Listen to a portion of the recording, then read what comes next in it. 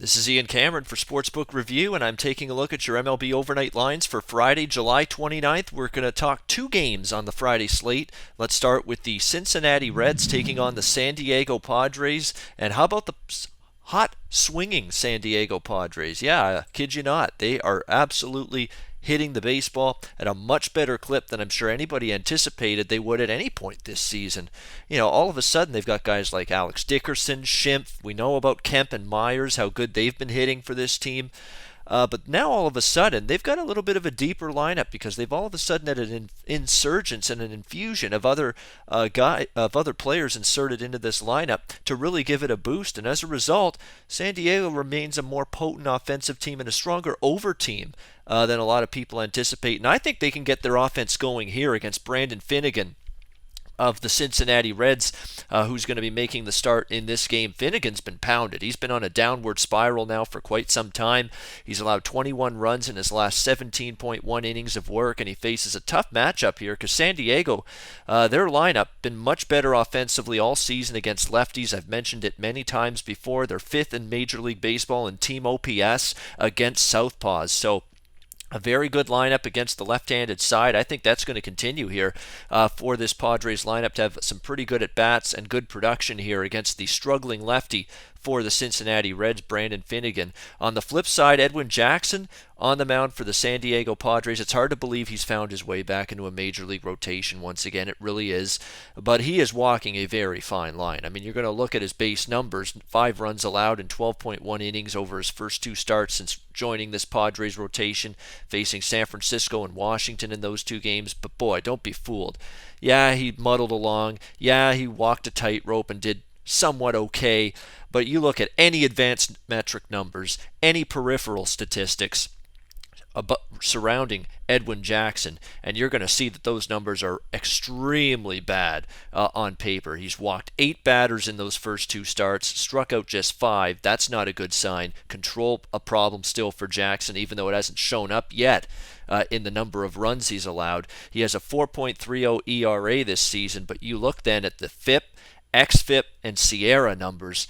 Those numbers are 5.62, 6.24, and 6.18, respectively, way above that 4.3 ERA number.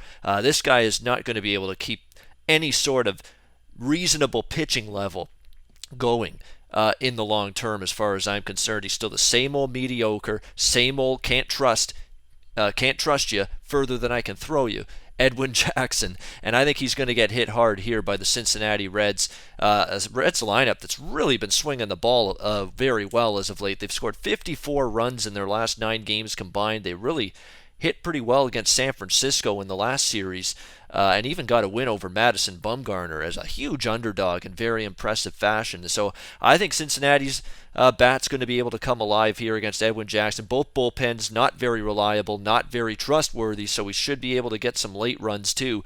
I'll play this one up and over the total. 8.5 is where this total lies right now between the Reds and Padres. I've got no problem looking at this game going over the total. Reds and Padres over 8.5 on Friday night.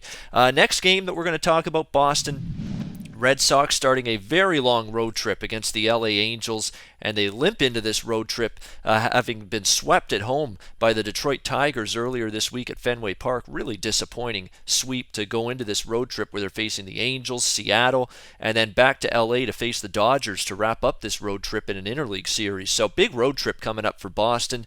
The good news is we've got another opportunity to fade Timmy Lincecum. Yes, we've done it each of his last few starts. I can't believe he's getting another crack in this LA Angels lineup. I thought after that dismal outing against Houston last time out, that was it.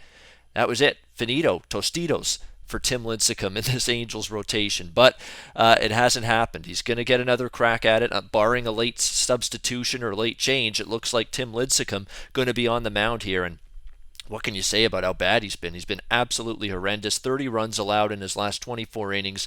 1.1 inning is all he lasted against Houston. 8 runs allowed, including 3 home runs. The long ball been a problem. Boston lineup that can hit home runs that's still pretty potent. I know they got shut down by Fulmer and a couple of those Detroit pitchers, but I think they're going to bounce back here. I don't think this Boston Red Sox lineup is anything that's going to resemble a cure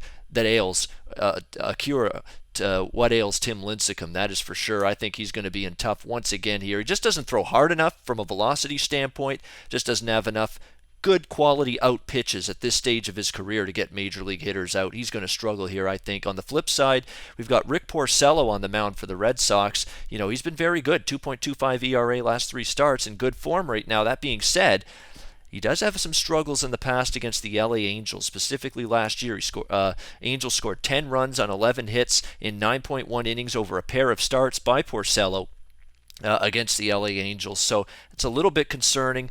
The Boston bullpen really is a major issue right now. They continue to struggle. They're without Kimbrel still, their closer. They're without Koji Uehara, a couple key arms in that bullpen still on the DL. So they're struggling to give up in terms of giving up runs late here in baseball games as of late. What I'm going to do in this game is I'm going to recommend Boston on the run line. It's obviously too big of a price on the money line at minus 170 to play the Red Sox side. I'm going to play Boston on the run line -1.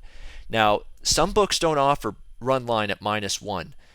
Some you have either the money line at your disposal or a -1.5 run line option at your disposal.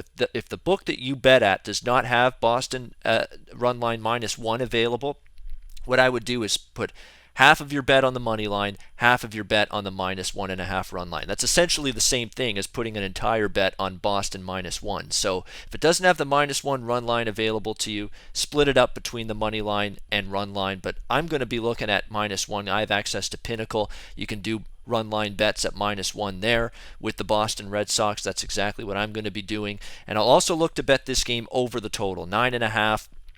Porcello's in very good form. That's the mild concern I have with that game going over the total. But Boston, to me, they should be able to score 5, 6, hell, even more runs than that against Lincecum. They could probably come close to approaching this total all by themselves. And I think the Angels can do at least enough damage against Porcello and that bullpen behind Porcello, which has been struggling to be able to push that game over the total. So I'm going to look Boston run line -1 specifically if you can get it, and over the total 9.5. Boston team total as well, probably worth a look as well.